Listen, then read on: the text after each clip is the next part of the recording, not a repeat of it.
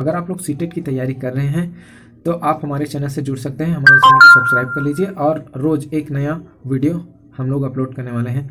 तो आज का जो हमारा टॉपिक है वो है सीडीपी के अंतर्गत आने वाला स्टेजेस ऑफ डेवलपमेंट, यानी कि विकास के चरण। विकास को मुख्य रूप से 4 चरणों में बांटा गया है। सबसे पहला जो चरण है वह है इन्फेंसी या शैशवावस्था।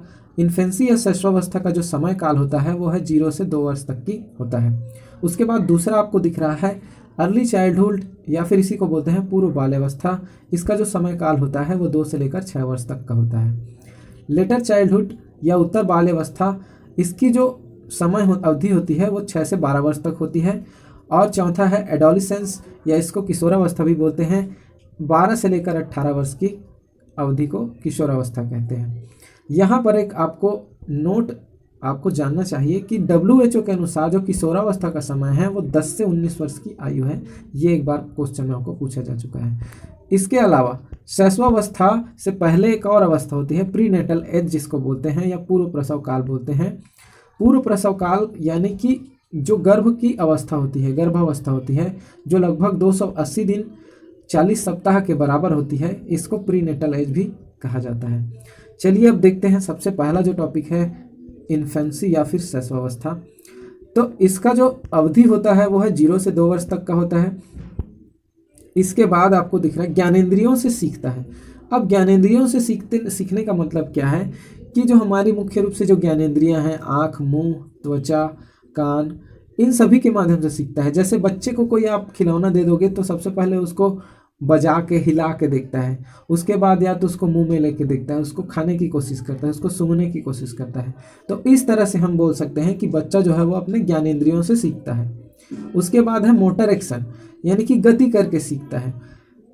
जो बच्चों की तो गति होती है, 2 तरह की गति होती है। पहला जो गति होता है उसको बोलते हैं ग्रॉस मोटर और दूसरा जो गति होता है उसको बोलते हैं फाइन मोटर। बच्चे जो कुछ भी सीखते हैं वो करके सीखते हैं, ऐसा जीन पियाजे का भी मानना है। जीन पियाजे एक बहुत बड़े मनोवैज्ञानिक है, इसके बारे में हम लोग आगे पढ़ेंगे। इसके बाद है सेंसिटिव पीरियड या खतरा भरा। अब ये सेंसिटिव पीरियड कैसे होगा? सेंसिटिव पीरियड इसलिए होगा क्योंकि जब बच्चे जो हैं वो छोटे होते हैं, जब वो लोग शुरुआत में चलना या बैठना शुरू करते हैं तो कई बार वो लोग गिर जाते हैं। अपने आप को संभालते उन लोग को कई बार चोट लग जाती है। तो इस कारण से इस एज को सेंसिटिव पीरियड भी कहते हैं। अब अगला है हमारा फिजिकल डेवलपमेंट या मेंटल डेवलपमेंट, जो होता है इस एज में यानी कि शैशवावस्था इन्फेंसी में फास्ट होता है। चलिए अब अगले स्टेज की ओर आगे बढ़ते हैं। हमारा अगला स्टेज है पूर्व बाल्यावस्था या अर्ली चाइल्डहुड। अर्ली चाइल्डहुड जो है एक बहुत ही इंपॉर्टेंट टॉपिक है, इससे क्वेश्चन जो है वो बहुत बार पूछे जा चुके हैं। चलिए देखते हैं। पहला इसमें आपको ये बोला गया है कि इसका जो समय अवधि 2 से 6 वर्ष तक होता है, इसको आप लोग जानते ही हैं। इसको टॉय एज या खिलौने की आयु भी कहते हैं। इसको प्ले एज भी बोलते हैं एरिक्सन के अनुसार। टॉय एज इसलिए क्योंकि इसी उम्र में जो बच्चे हैं वो खेलने के प्रति ज़्यादा अपना ध्यान देते हैं, खिलौनों से खेलते हैं। इस उम्र में बच्चे जो है निर्जीव वस्तुओं को सजीव भी समझ लेते हैं, तो उसको एनिमिज्म भी बोलते हैं, जीववाद भी बोलते हैं। अगला जो है इसमें बताया गया है फास्टेस्ट लैंग्वेज डेवलपमेंट। इसी उम्र में जो बच्चों की भाषाई विकास होती है वो सर्वाधिक होती है, सबसे अधिक होती है। इस उम्र को इमिटेटिव या नकल करने की उम्र भी कहते हैं। बच्चे जो है अपने बड़ों से नकल करके सीखते हैं। बच्चे अपने मम्मी पापा से सीखते हैं। पापा दाढ़ी बना रहे हैं, मम्मी अगर बाल बना रही है या कुछ जैसे चेहरे पर कुछ क्रीम लगा रही है, लिपस्टिक लगा रही है, काजल लगा रही है, जो कुछ भी कर रही है, बच्चे उसको अवलोकन करते हैं और बाद में उसका नकल करने की कोशिश करते हैं। उसके बाद है भाषा विकास के लिए पूर्व बाल्यावस्था जो होती है, इसमें सबसे क्रिटिकल सेंसिटिव जो होता है, सबसे फास्टेस्ट लैंग्वेज डेवलपमेंट होता है। इसको सेंसिटिव पीरियड, क्रिटिकल पीरियड और फास्टेस्ट लैंग्वेज डेवलपमेंट पीरियड भी कहा जाता है, क्योंकि इस उम्र में ही सबसे ज़्यादा फास्ट जो है विकास जो है बच्चों की भाषाई विकास होता है। उसके बाद है आपका फिजिकल डेवलपमेंट यानी कि शारीरिक विकास। तो जन्म के बाद से सबसे फास्ट जो होता है वो इसी एज में होता है। और इसी एज में जो बच्चे का सोशलाइजेशन है, समाजीकरण की जो क्रिया है, वो भी जो है बहुत तेज़ी से होती है। बच्चे अपने समाज को जानने लगते हैं, उनके साथ प्रतिक्रिया करने लगते हैं। अगला जो स्टेज है वो है हमारा उत्तर बाल्यावस्था, लेटर चाइल्डहुड। इसका एज जो होता है 6 से लेकर 12 साल की आयु तक होता है। इस उम्र में बच्चे जो हैं वो टोलियों में घूमना पसंद करते हैं, गैंग में घूमना पसंद करते हैं, अपना समूह बनाते हैं। यही एक उम्र होता है जहाँ पर जो बच्चे हैं गेम या स्पोर्ट के प्रति उनका जो है ज़्यादा ध्यान होता है।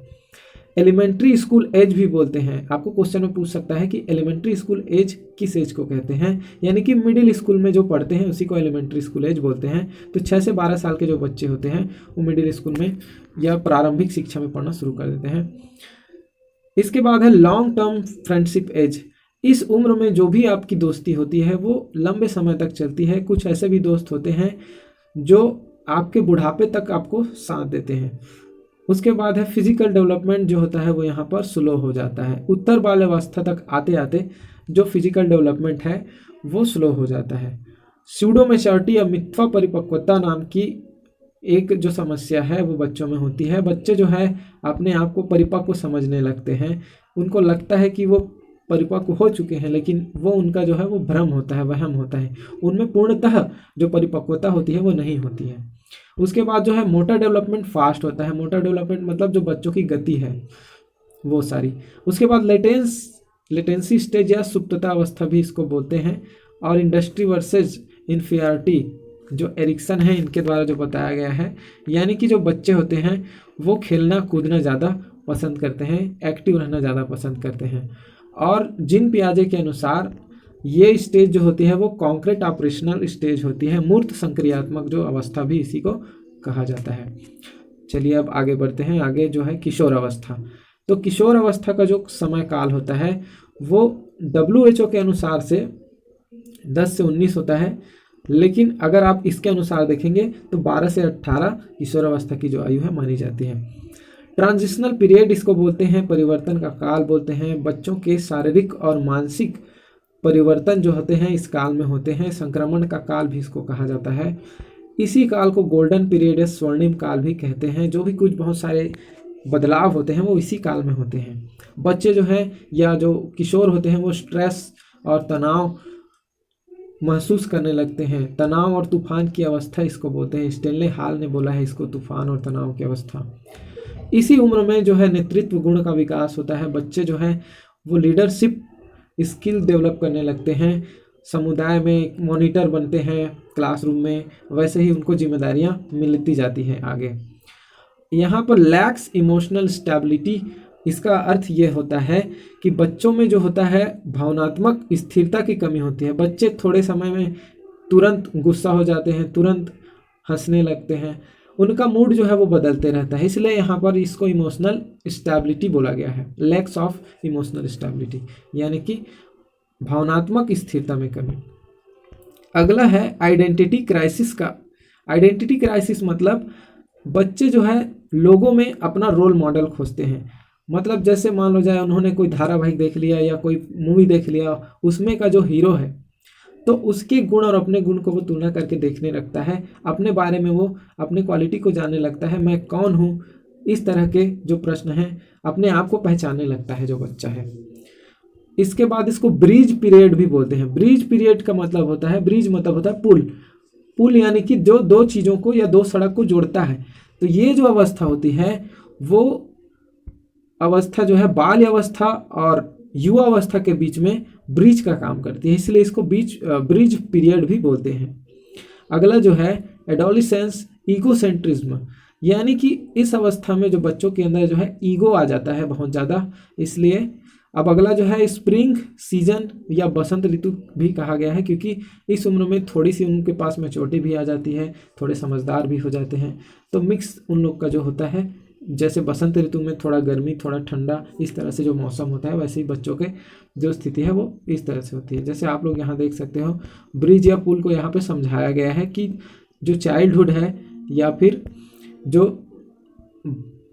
बच्चों का जो समय है, दो समय को जोड़ने का काम करता है, पुल के जैसा काम करता है। बच्चों के एक जो बच्चों का बचपन होता है और जो जवानी होती है उसके बीच में जो है पुल का काम करता है एडोलिसेंस।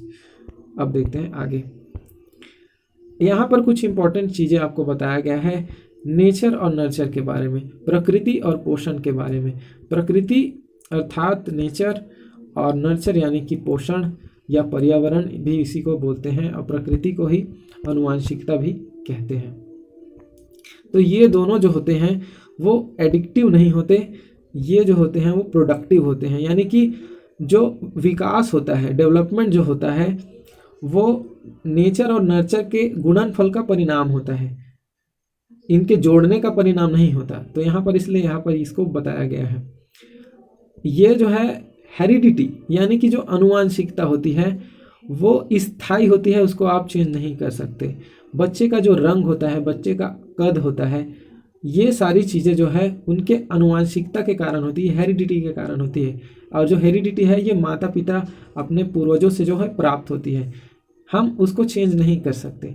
लेकिन जो इन्वायरमेंट होता है, जो पर्यावरण होता है, हमारे आसपास का माहौल होता है, उसमें हम परिवर्तन जरूर ला सकते हैं। वो परिवर्तनशील होता है, डायनामिक होता है। तो इस तरह से ये हमने जो 4 स्टेजेस हैं उसके बारे में पढ़ा है। अब जो अगला जो वीडियो होगा उसमें हम लोग पढ़ेंगे प्रिंसिपल्स ऑफ डेवलपमेंट। अगर आपको वीडियो अच्छा लगता है तो हमारे वीडियो को लाइक करिए। धन्यवाद।